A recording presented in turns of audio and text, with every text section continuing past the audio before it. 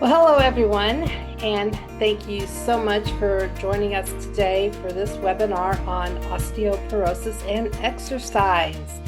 We are very excited to have Joan Pagano, who specializes in strength training for women and has developed an expertise in coaching women on how to boost their bone health naturally with exercise. My name's Kim Fancher, and I will be your host today. But before we get started, I do have a few housekeeping items to share with you. You may have noticed when you signed into your Zoom that your audio was muted, and we ask that you keep your audio muted throughout the presentation and also your video off so that we can provide an uninterrupted experience for all. We anticipate that you'll have questions for Joan as we go through the webinar, and we ask that you just add your questions in the chat section. And we'll be monitoring the chat throughout the webinar presentation. And at the end of Joan's presentation and exercise portion, I will share all those questions that have been entered into the chat with her so that she can provide a response. And we believe we've carved out plenty of time for you to address any of your questions that you may have. So please don't be shy in submitting them. I also like to mention that there is a show captions feature with this Zoom, and you can select the language that you would like to use for that, and you can find that at the bottom of your Zoom app. And we want to let you know that this webinar will be recorded so that we can make it available for those that would like to view it on demand. All right, so okay, I believe we are ready to get started. And I first off want to thank Joan so much for being part of our Positive Health webinar series on this topic of osteoporosis and exercise. And I think we would all be interested in hearing more about your career, Joan, and how you got started in this space. If you wouldn't mind sharing a little bit about yourself. Sure, I'd be happy to. And thank you so much for inviting me to be part of this webinar. And thank you for everyone who's taking the time to view it. It's an honor to be presenting to you. So thanks very much for having me. My interest in strength training developed about the same time that it was kind of pushing cardio off the center stage back in the 1980s. Cardio had been king. Everything was about marathon running. Kenneth Cooper's Institute for Heart Rehabilitation Through Exercise, Jane Fonda doing her high impact dance moves and her leg warmers. And yeah, cardio was king. And then strength training started nudging it off the stage and saying, hey, I want some space too, because we found the benefits for women's health, especially their bone health, were very positively related to strength training. And that's where I developed an interest and an expertise in strength training for bone health, a natural way to preserve and treat bone health, even if you have started to lose bone. So this has been a career now of more than 30 years, 35 years, I believe at this point. And it's a mission of mine to help educate women. There are so many things you can do to help yourself, especially with exercise. Thank you so much. Sounds like you've had a great lifelong career. So excited to hear what you have to say, sharing your knowledge about osteoporosis and exercise. So let's jump into our next slide here. What is osteoporosis? I know a lot of people have probably heard of this in the medical field or just, talking to their physicians or just reading about it. But can you tell us a little more about what osteoporosis is? Yes, it literally means porous bones and relates to a decrease in bone mass and the structural deterioration of the bone tissue. In other words, there is less mineral content in the bone and the infrastructure of the bone becomes weak. It loses the strong struts that protect it against force. So the bones become fragile and more vulnerable to fracture. We call it a metabolic bone disease caused by a disruption of the bone remodeling process. In spite of their rigid appearance, bones are living dynamic tissue that are constantly undergoing a remodeling process by which old bone is removed and new bone is laid down. So as long as this process remains coupled, then we have strong bones. But if the breakdown process starts to outpace the formation process, then we're in trouble, then we get weak bones. I love this phrase, a pediatric disease with a geriatric face, because the roots of osteoporosis are really found in childhood activity and nutritional habits. If you are a young child, or if you were lucky enough, as I was, to have a childhood that was filled with physical activity and running and jumping and healthy diet prepared by my parents, then you're at a greater benefit as you start to age. So a pediatric disease, meaning the roots are in childhood activity and nutritional habits. This is really important for parents to understand.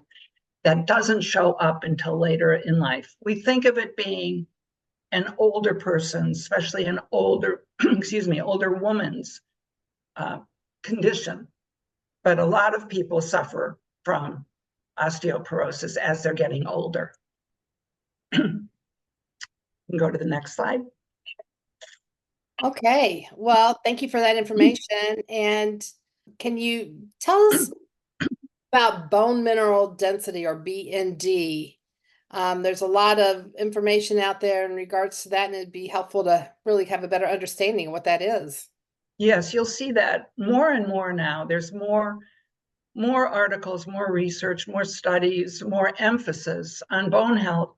We don't think of it really as a physiological system that needs our attention. We just take our framework for habit as a habit, but understand that if your framework becomes weak, not only can you have life-changing fractures, but your posture and your mobility and your functional fitness will decline.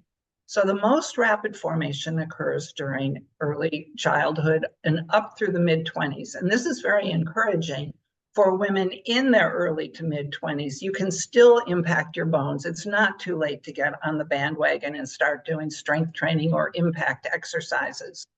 By the time you reach the age of 30, your peak bone mass is already established. So, okay, we've lost a window of opportunity. If you did not have an active childhood, adolescence, and early adulthood, we've lost that window.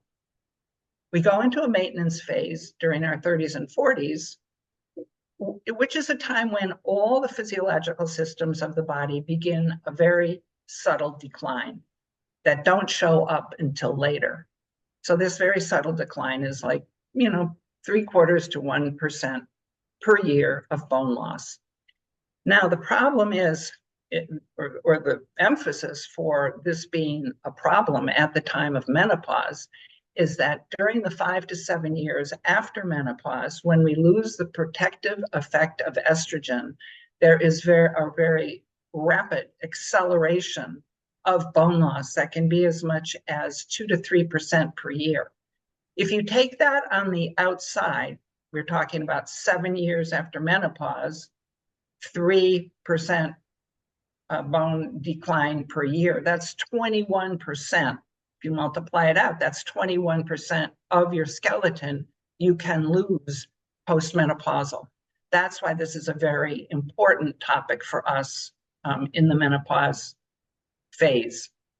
So then the bone loss levels out again, and we lose more bone just because we are aging.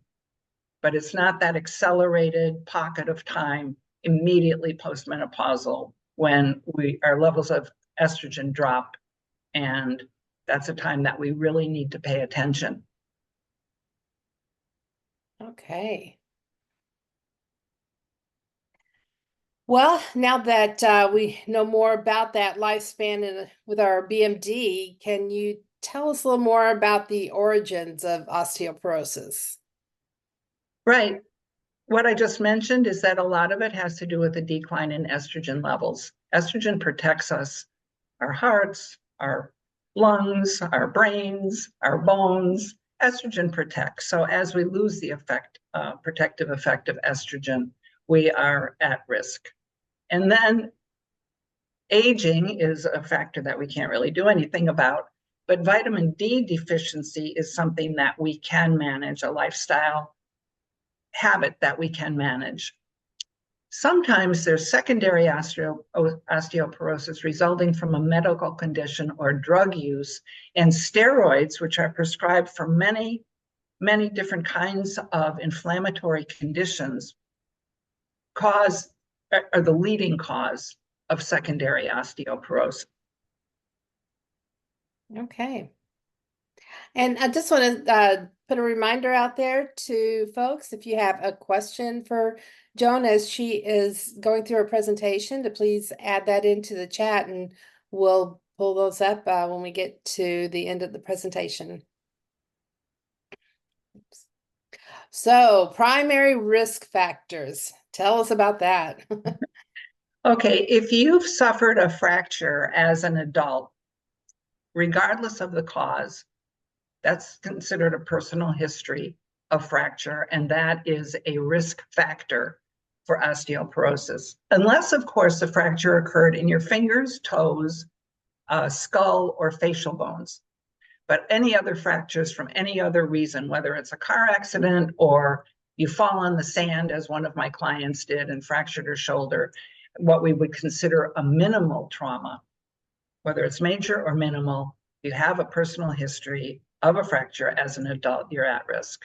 Family history, especially in your parents or siblings, history of fracture. I knew that in my own family, I had a history of osteoporosis. So I saw it in my maternal grandmother, as well as in my mother, who did everything she could to prevent it from happening to her, watching her mother, my grandmother, age. My mother tried to do everything right, but inevitably things happened to her and she did lose bone density.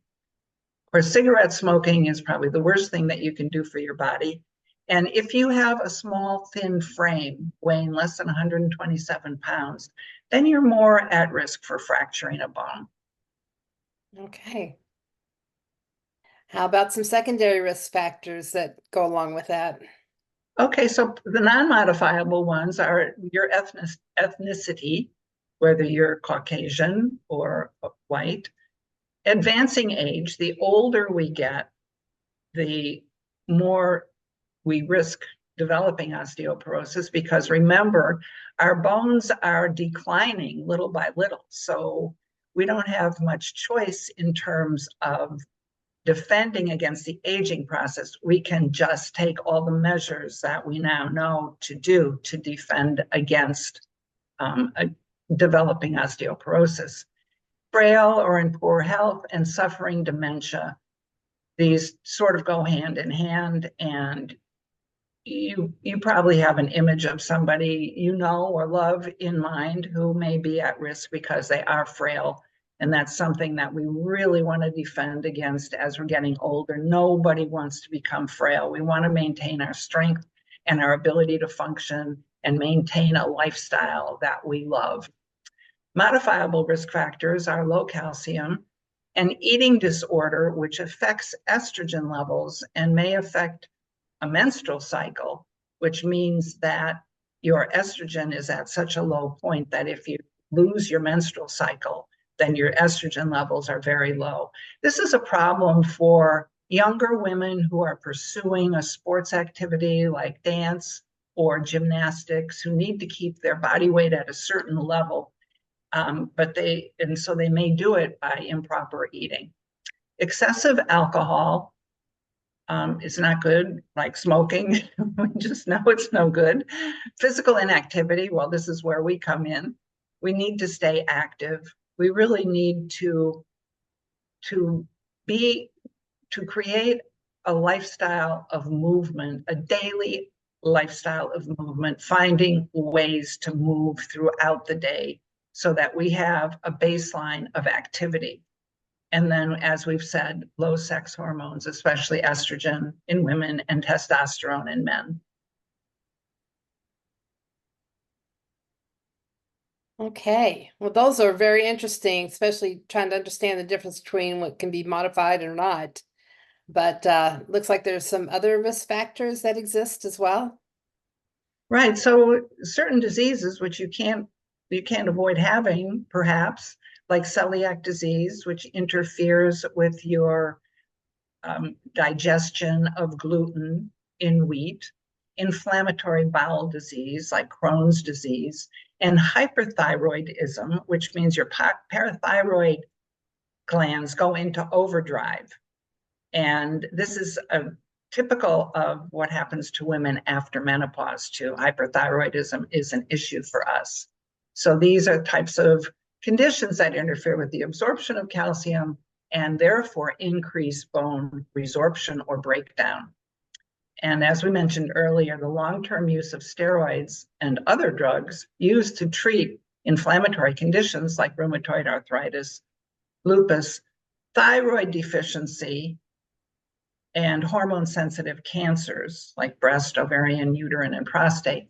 It's interesting, if you have a thyroid deficiency and you are prescribed too much thyroid medication, that puts you into hyperthyroidism. So you have to be sure to be monitored for your thyroid medication. Okay. All right. Well, there's kind of always been that thought with osteoporosis in the connection with women, but what about men?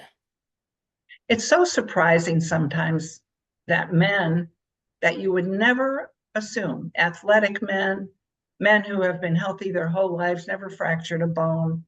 I heard about this from friends over the weekend. He, 70 years old, he jumped on his bed to change a light bulb and he fell and he fractured something. I forget what he fractured, but he was diagnosed with osteoporosis. Well, it's a silent disease. We should say that. It's a silent disease. You may not know that you have it until you fracture a bone. There are some clinical indications, such as a loss of height or the forward slump of the upper back, which we associate with an older woman's posture. But there is no other way to diagnose it except by a bone mineral density test. Okay, so men often don't know they have it. They lose bone more gradually. They don't have that decline of estrogen that affects us after menopause. And they have a shorter lifespan. We just live longer, so we have more risk of fracture. They fracture less, but are more likely to die from a fall. Often no clinical problems. That's what I was saying about my friend's brother, who was diagnosed at age 70 with osteoporosis because he fell off his bed changing a light bulb. And the same risk factors that affect women, in other words, an inactive lifestyle, improper nutrition, can affect bone loss in men. And like in women, men's bones respond to high impact and strength training, which we will be discussing in a moment. All right. Well, that is great to know. So let's talk a little bit about some health disparities that exist with osteoporosis. And I guess kind of start us out with what we're seeing in the Black and Hispanic populations. Right. So African American and Hispanic women have the highest average bone mineral density and the lowest rates of osteoporosis. However, the mortality after a hip fracture is higher among African American women than among white women.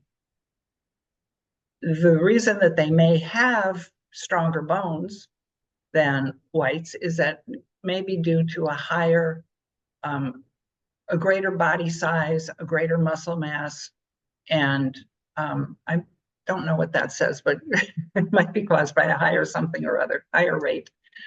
After Black women, Hispanic women have the highest average bone density. That's bone mineral density. We just call it bone density. So It may also be a disparity in the medical treatment or health treatment that different ethnicities get. So it could be that Black women do not get the same medical attention that white women get. How about the Native American populations, Joan? What are we seeing in that space? Right. This is an area that hasn't been studied much, but we're beginning to look at all different populations to see how they are measuring up. It looks like younger Navajo people may be at risk for future fracture because of their low bone density.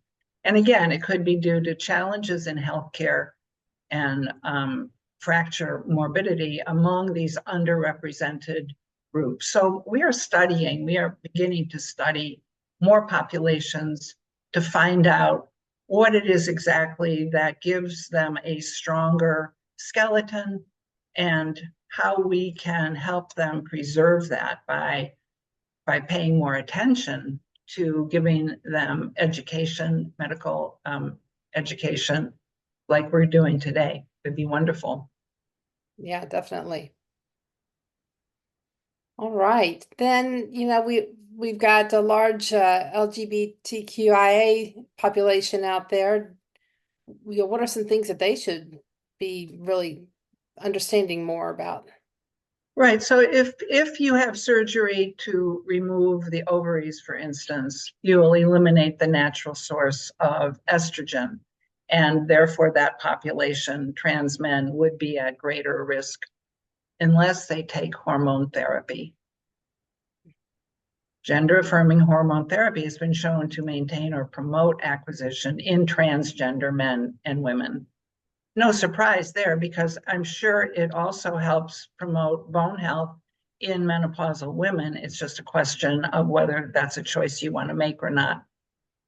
And again, this is just we are just beginning to study the prevalence of osteoporosis in this population.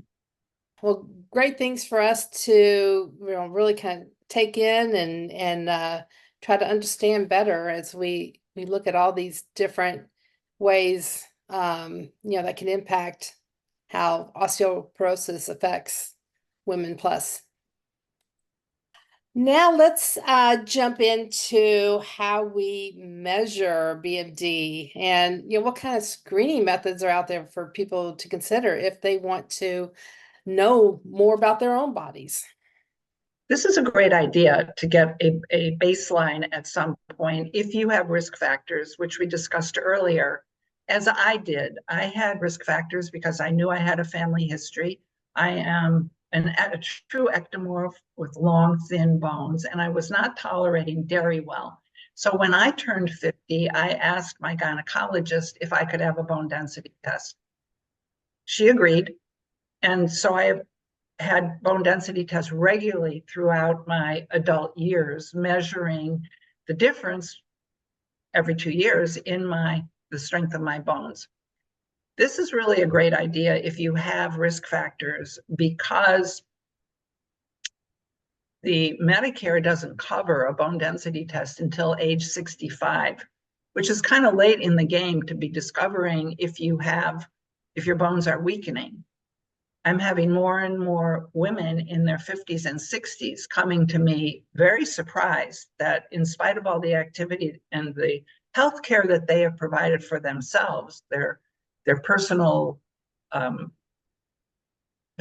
health care of nutrition and activity, that they have osteoporosis. So a good idea is to request a bone density test.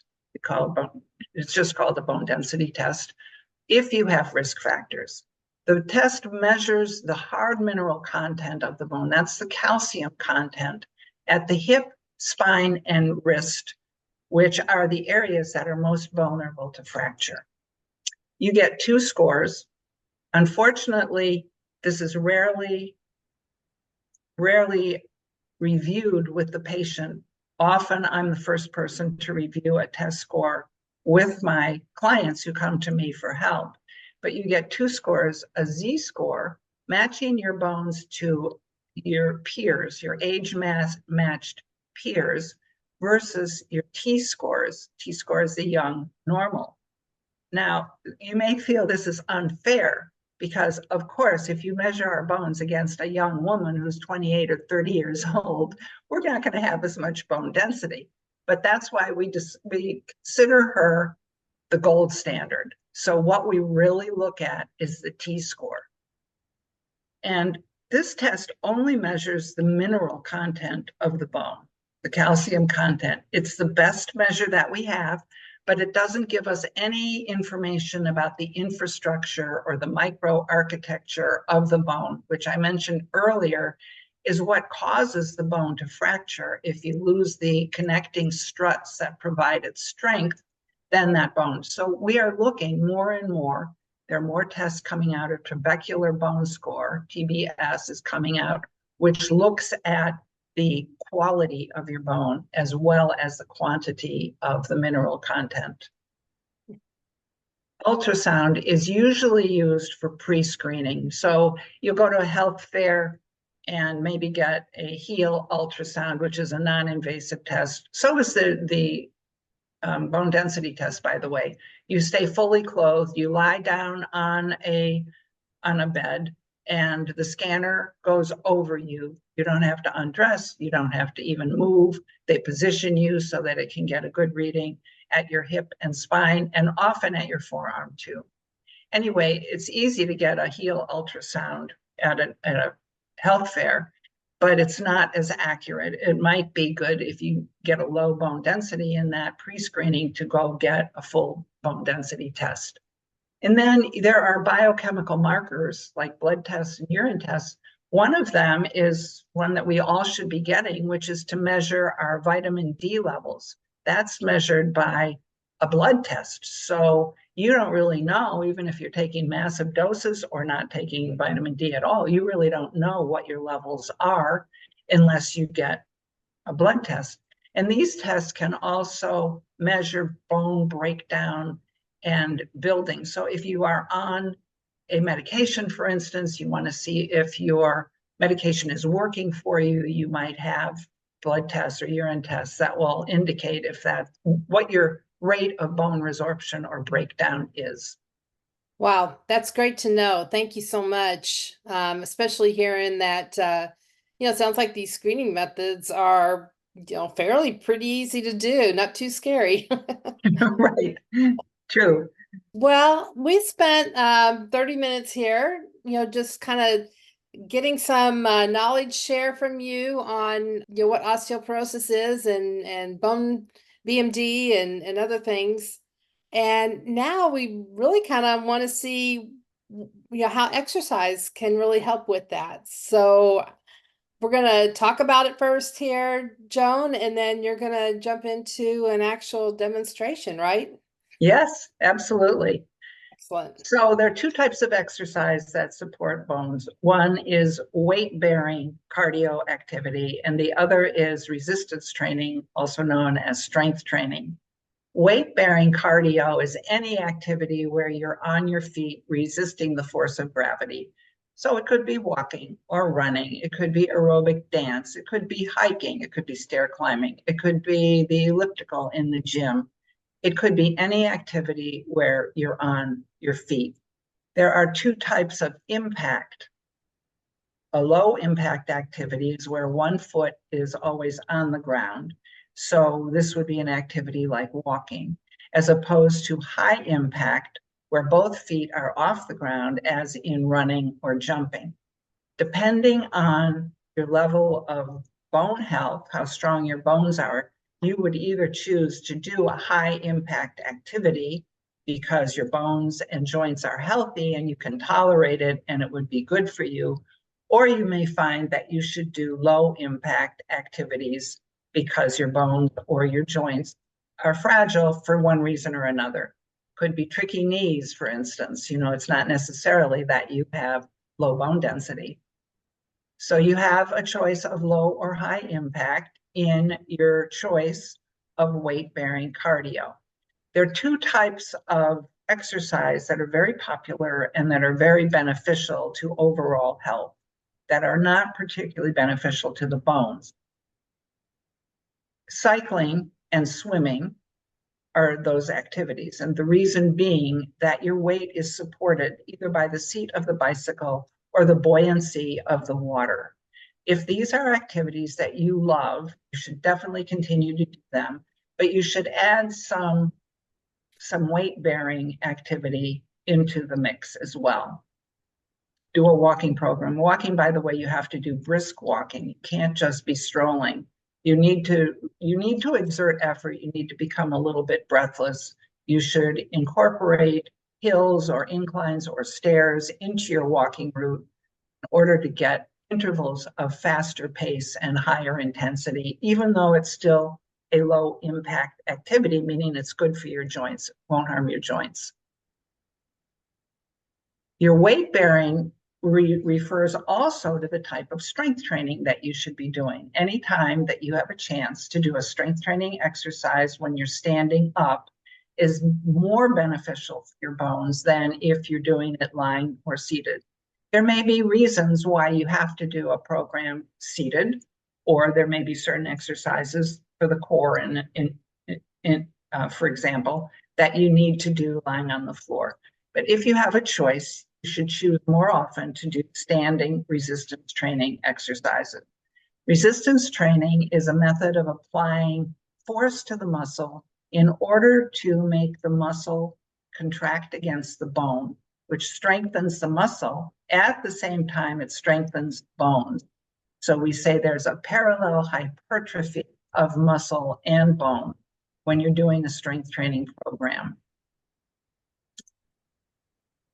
We need to do exercises that target the full skeleton, although we are going to focus on exercises for the hip, spine, and wrist, since these are the areas that are most vulnerable to fracture. So in a beginning exercise program, I often will focus on these areas with a client before we go into some other areas of the body. These are the most important ones.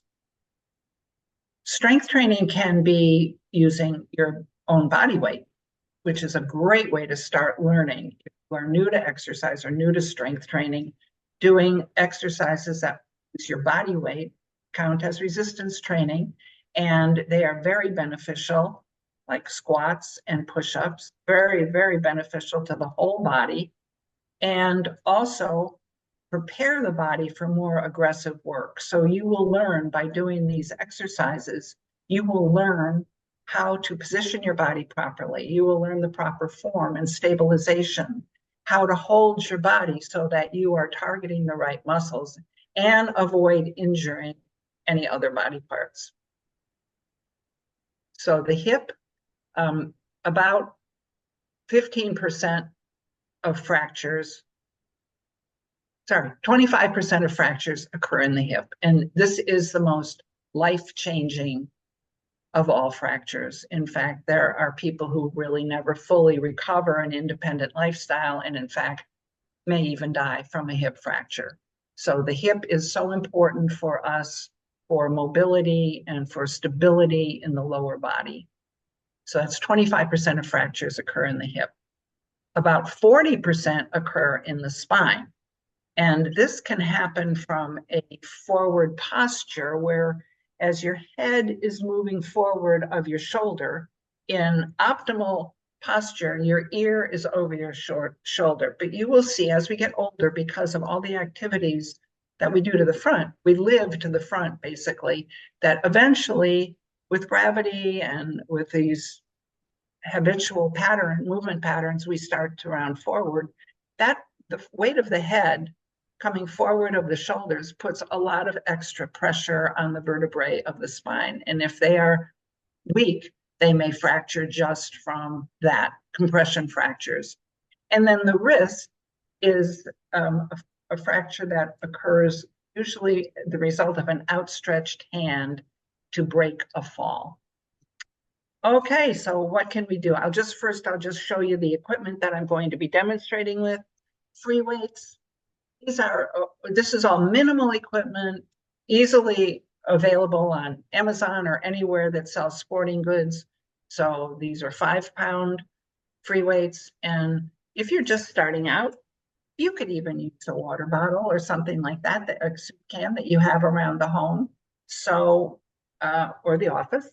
So you can start with a lightweight, but you should, for the real boost to the bone, you should think about going up safely, gradually. The body likes very gradual. We want to prepare the body and the connective tissue. Even if you can lift heavy weights, you want to start slowly, build up strength, strengthen the connective tissue so you don't get a joint injury, and then gradually keep improving. The stretch band, this is just a great tool. You could put this in your purse, you can put this in your desk, you can take it with you when you travel. It's portable, it's lightweight, you can do a million things with the stretch band. So let me show you some of the oh yes, and one more. This is something I love. This is called the Flex Bar, and it's a rubber bar that you can bend in different positions to strengthen your wrists, forearms, and you'll also see that my shoulders are involved. So this is good for more than just the wrists, but we know how important the wrists are when we go into the kitchen and we can't lift a heavy tea kettle or a roasting pan from the oven, or we can't unscrew the top of a water bottle or a jar. We know how important wrist strength is, and that's something that we can strengthen with this very simple device. Okay. I'm going to reposition a little bit so you can see me full body. So we want to strengthen the femur, the thigh bone in the hip to prevent a hip fracture. And the number one exercise for life, not only for strengthening the femur, but for functional ability throughout life, is a squat. I'm going to demonstrate a couple of different variations of that. So sitting on a chair with your legs parallel, about hip width apart, we're going to lean forward with the spine straight. So want to avoid any forward flexion. Even when you go down to pick up your weights, think of flexing from the hip. It's a hip hinge, and this hip hinge is invaluable, not only in exercise, but in the course of your day-to-day. You're brushing your teeth or doing dishes at the sink or making the bed. Think of keeping your spine aligned, ear over shoulder over hip, so that you have a natural straight spine. Even if you have a forward lean to the torso, my spine is straight. All right, so I'm sitting in my chair. I'm about to do a sit to stand squat, which is the easiest one. Even my mother in her 90s could do 10 sit to stand squats from her wheelchair. It's the number one functional movement for life because we need to be able to get up from a seated position. In her case, she needed to be able to get up from the wheelchair to transfer to the toilet or transfer to the bed. We all need to be able to get up. So you're going to do the hip hinge forward. We're going to cross our arms over our chest so we don't use our arms to get up. Scoot your heels back slightly and then push through the heels and stand up, come to a fully upright position and sit back down. It's that simple. Straight spine, forward lean, hip hinging from the hip, pressing through the heels, come up, and then sit back down. This is working the glutes, the quads, and the hamstrings, the major muscles of the lower body.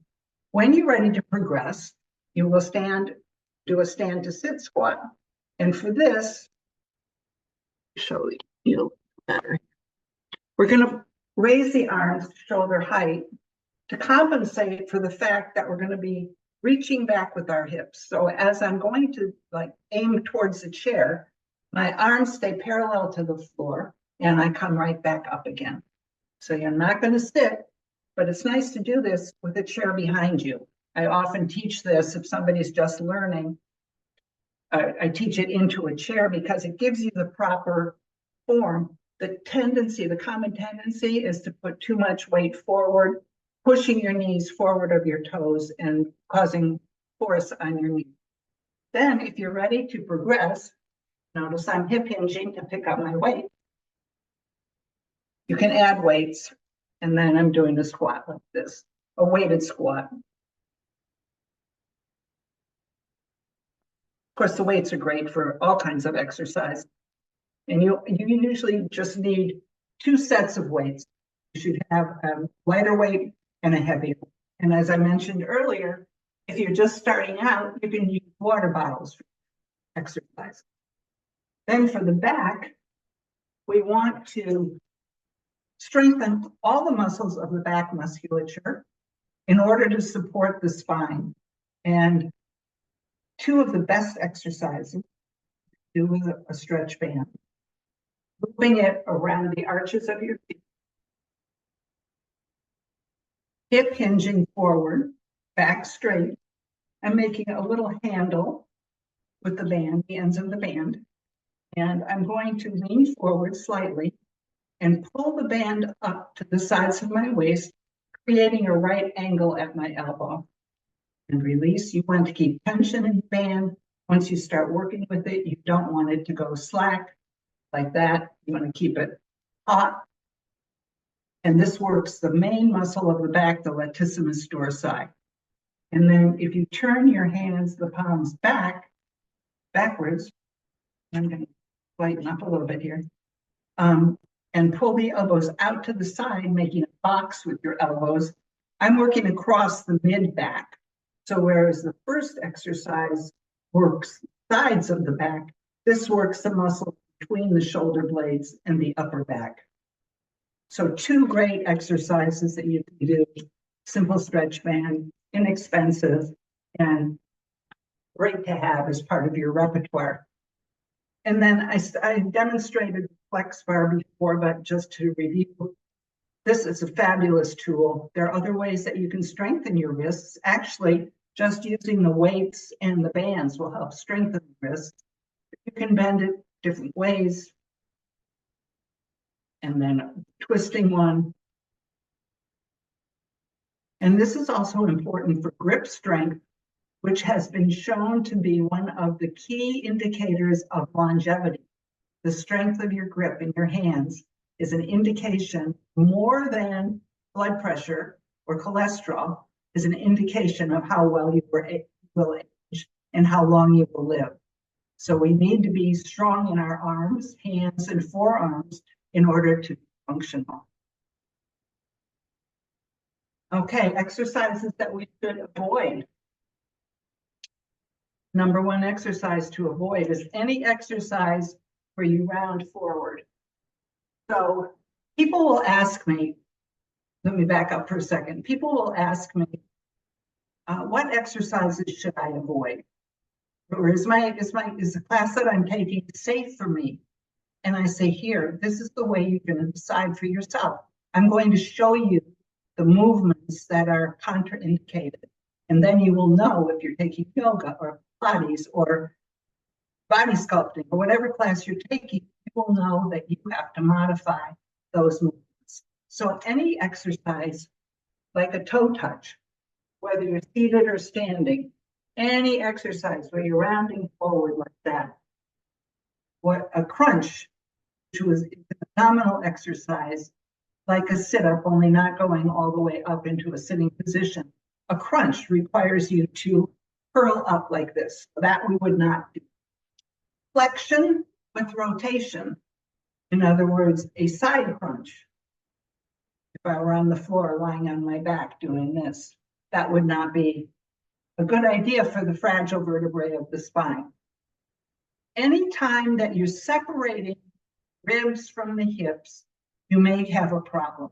If you were doing an exercise where you were twisting like this, we will not do that. We want to keep the rib cage and the hips aligned. This is a very important area for us to focus on because we want to keep length in the torso. We want to keep height in our body. We want to stretch this area out.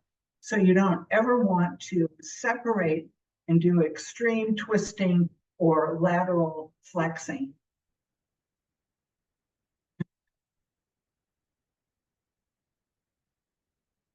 Oh, and then when you're lifting something from the floor, get my weight again. So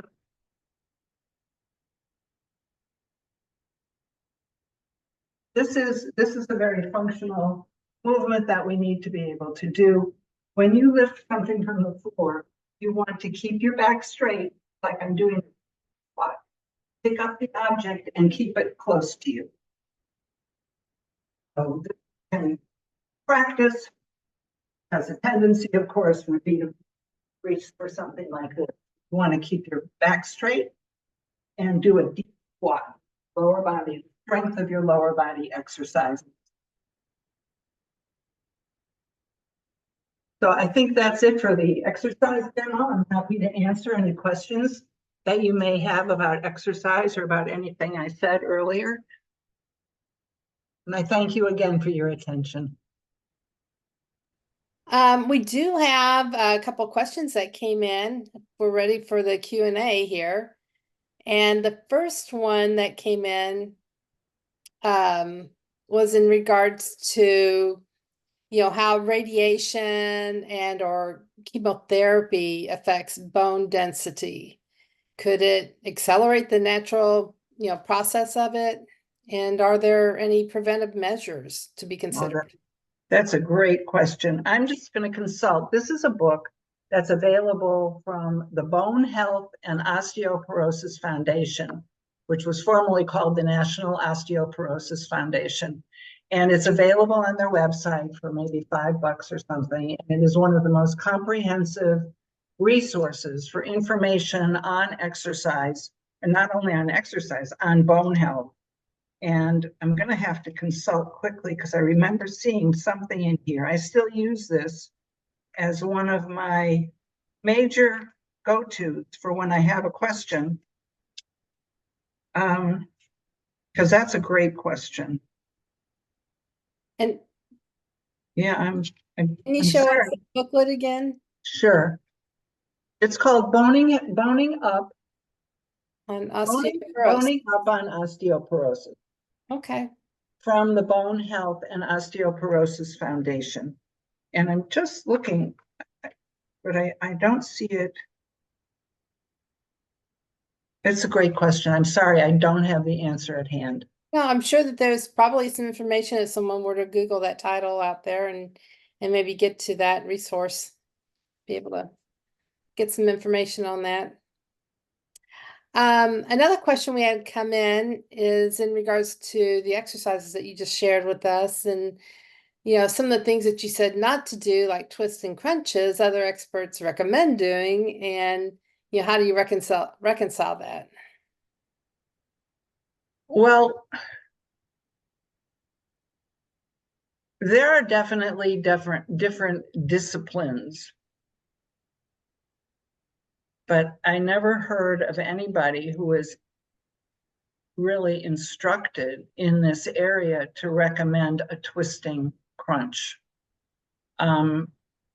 As I said, you might have questions about your Pilates or your yoga or the type of activity, class that you're taking. But if you understand the problem of a twisting crunch, of applying pressure to fragile vertebrae, there's no point to do that when there are many other ways of working the core and working the obliques on the side of the core. That's the thing. There are many, many other options. So why would you choose to do one that could be risky for you? True. That's my opinion on that. Yeah, especially if you have that condition, for sure. And sometimes you will see people in the gym, for instance, doing exercises. I would never copy what somebody else is doing. And I would check the credentials of the instructor or whoever is advocating a certain kind of exercise. I would do a little research for yourself and see if you can figure out why that exercise might not be advisable. Right. Or talk to your physician as well, have that consult with them. Right. Physical therapist is a great resource, really great resource. True. So how often should we do these exercises? Yeah, the muscles need to be worked on non-consecutive days. They need a day off in order to repair, and that's when the benefit really occurs to the muscle. It's not during the time of stress, it's during the period of active recovery. So you want to do, if you're going to do a full body routine, you do it on non-consecutive days. If you want to do something every day, then you could do upper body one day, lower body the next, and core body the next, and cycle through them. You can do your aerobic exercise every day. In fact, the government guidelines are a minimum of 30 minutes of moderate to vigorous cardio activity, most at least 5 days of the week, which tallies out to be 150 minutes of moderate to vigorous activity. So that's your walking or running or the other kinds of exercises, weight bearing preferably. But of course, your biking and swimming would count as your exercise, but you should also do cross training and add some other types of weight bearing exercise in. All right. And it's okay to do a little bit at a time, not necessarily that you have to sit and do them all in one sitting. Well, actually, it's better for the bones if you break it up. That's a very good point, Kim. The fact is, you can do like your 30 minutes every day in 10 or 15-minute increments. And it's been shown that shorter duration, higher frequency periods of activity are better for the bones. So good point. Yep, good deal. And I want to mention that Dr. Edwards chimed in the chat here about Maria's question on the chemo and radiation. And she did say that both chemo and radiation negatively impact the bones and can increase the risk of osteoporosis. So that's definitely something to take into consideration there. Thank you for that. I learned something too. Thank you. Any other questions out there? If you do, you can add them into the chat. And we're getting close to our end of our hour anyway. But I want to thank you, Joan, for this great presentation. My pleasure. Thank you so much for having me, and for everybody who attended for taking the time. Yeah, I learned a lot, and it was so wonderful, actually seeing, what exercises can help us out using, just your chair at home, or, just a few little simple, pieces of equipment that you can easily get anywhere. Exactly. Yeah. So to everyone who joined, we hope that you can join us for more webinars in the future. So I'm sharing here what's coming up next. So next week, April 17th, we have Dr. Taniqua Miller joining us, and she is going to really dive into HRT. What are some of the mysteries, or demystify it, so to speak. So looking forward to having her present next week. And then every month, the last Wednesday of every month, we have a special webinar with our mindfulness mentor, Skylar Grisell. And so this month, she's going to be focusing on hot flashes and cooling breath work. So if you're interested in, seeing how mindfulness can come into play to help with some of those menopausal symptoms, please join us for this event on April 24th. And you can find the registration links to register for these webinars at our positivehealth.com/webinars page, and you'll see those out there. We also will be doing some chat blasts out to remind folks about enrolling in these webinars as well. And also we promote them through the monthly newsletter that came out last week. Also, I want to mention we have a podcast series, so you can listen in on our latest episode that was released last week. And this was on this topic of HRT as well, and what women need to know, where we had Dr. Lisa Miller join us.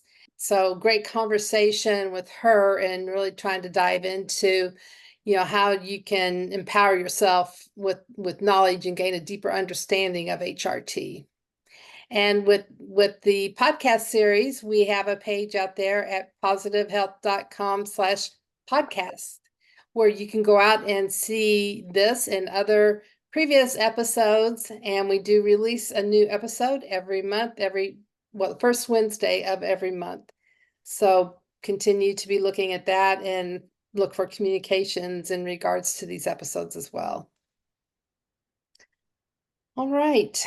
Well, thank you again, Joan. We really appreciate all the time you have taken into preparing for this presentation and sharing your wonderful knowledge with us. My pleasure. Thank you for having me. And thanks for everyone who joined today, and look forward to seeing you again. Take care.